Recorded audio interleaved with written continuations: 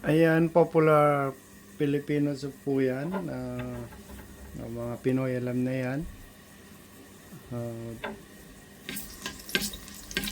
Naglagay ako ng ginger.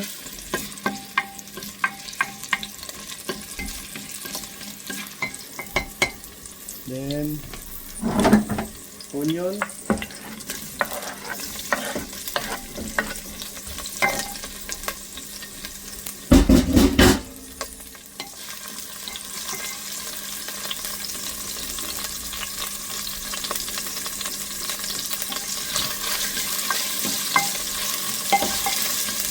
Fried onion, ginger,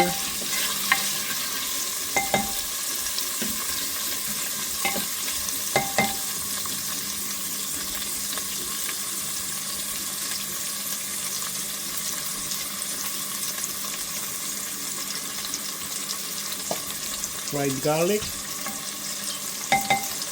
semi-fried.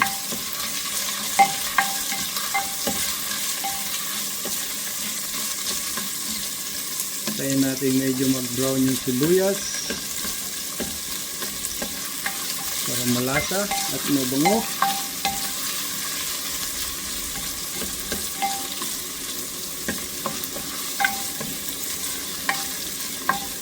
Hindi na natin ikakat yung video, tuloy-tuloy na natin. Yan, simpleng Filipino soup po. Garlic, ginger, onion.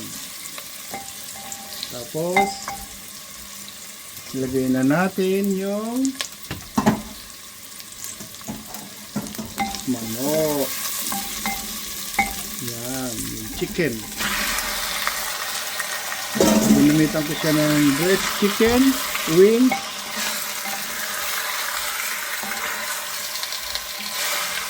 Medyo brown natin siya. Gagawin ko yung sundok ko. Medyo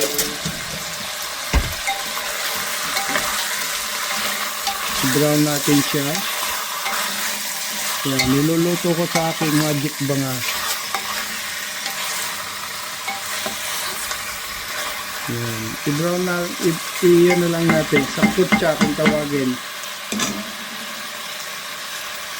Pero ako, pwede ko na rin siya nang lagyan ng mas malasa siya pag piniprito mo siya ng lagyan mo na siya ng pag sinakintsa mo, lagyan mo na ng paminta, mas malasa. Ganyan ako magtinola sa kapatis para magkakalasa.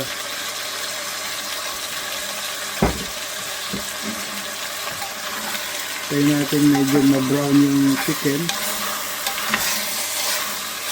para mawala yung lansa. Kaya nilagyan ko na rin siya ng paminta.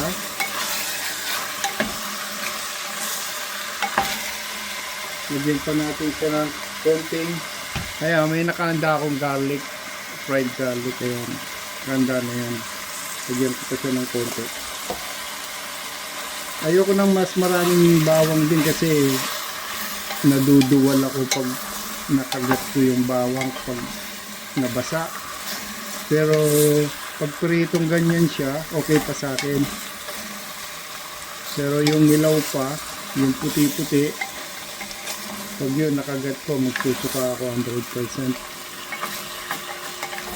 Kaya bihira din ako nakikikain eh. Baka magsuka ako sa harap ng kainan. Baka yung nilapag na pagkain sa akin, mayroon siyang garlic na puti, na nabasa. Ay naku po. Gusto ko mang kumain, eh yung sikmura ko hindi kaya.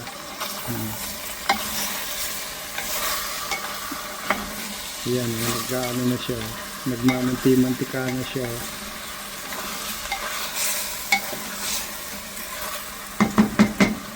Tayin lang natin siyang konti. Tapos, ayan o.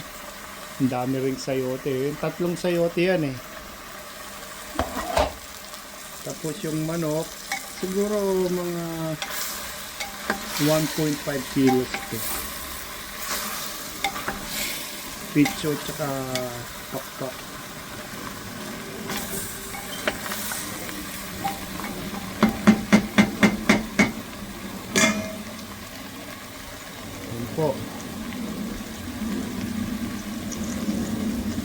I-toast muna natin ng konti. Hindi, wag na.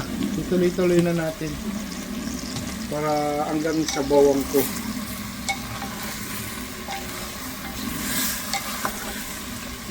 Yan, ang bango na niya. Oh. Amoy na amoy ko. Amoy na amoy na. Oh. Yung sibuyas na ano na siya, na durog na, yun ang masarap siya.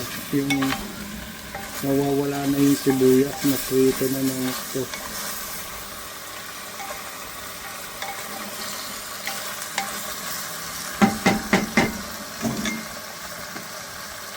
Takpan natin konti para masangkot siya.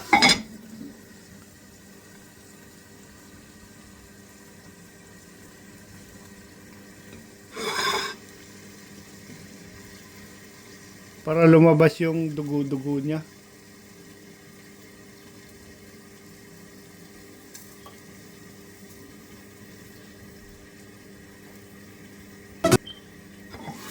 Ayan.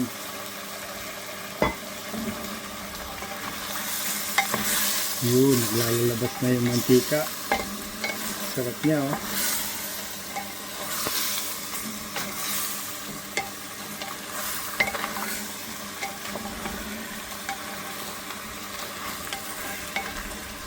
Lapit na. Gusto ko yung medyo ano na siya, na gisa ng gusto. Lalabas na yung mantika.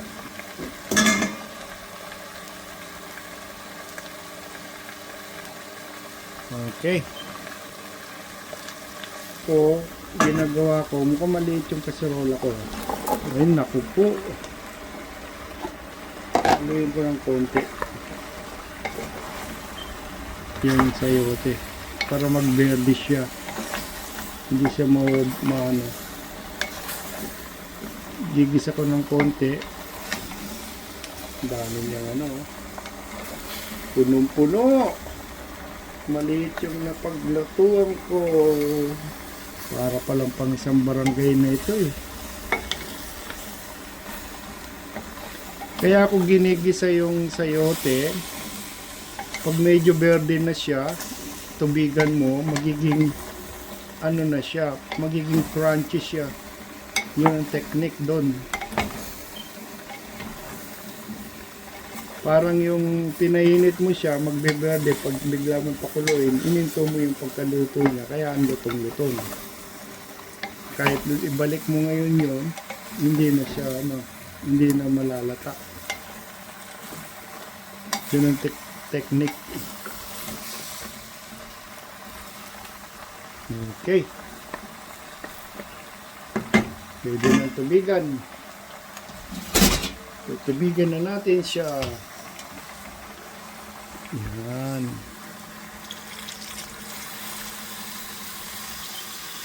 Pag sabaw naman, inaay mo na yung apoy para antayin natin lumutang yung mga taba-taba para matanggal natin. Kasi tatanggalin natin yun. Inayin natin yung apoy.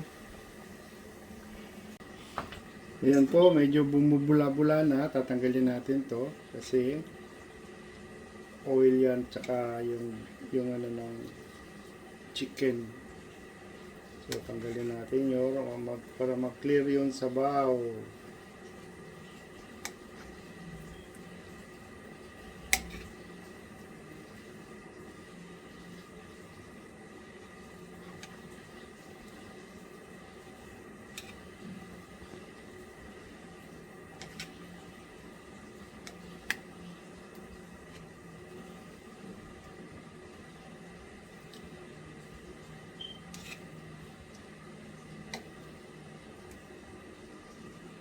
Sayote, hindi siya naluluto. Ayan. Yan ang sikreto. Kasi kung uli mong ilalagay, pakukuluin mo lang siya, ma-overcook lang siya. Yun ang technique po. Ayan, natuto kayo ng konti kay Kuyang Didis. Tignan natin sabaw. Ganitsura. Ito po tinanggal ko. Ayan o. Ayan yung taba-taba kanina o. Ayan, natanggal ko yan. Kaya safe nang kainin yan. Wala na siyang cholesterol.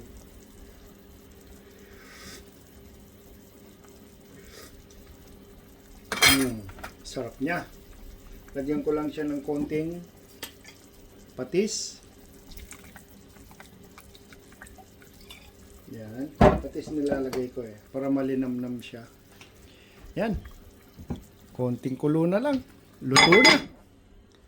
Sige po. Maraming salamat po. Thank you.